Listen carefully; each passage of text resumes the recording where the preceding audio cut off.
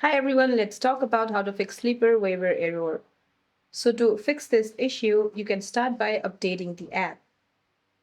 Just go to your Apple App Store or Google Play Store and then find Sleeper Sports. And if you see an update option available here, just tap on update to get the latest version. Now, the next what you can do is use the player profile workaround. Just head to your Sleeper Sports app and then tap on the name of the player you want to add. Then wait for the full player bio page to slide open. Then tap the green helmet icon that says add and then select player you want to drop, then submit the claim. Now ensure your roster rules allow the transaction.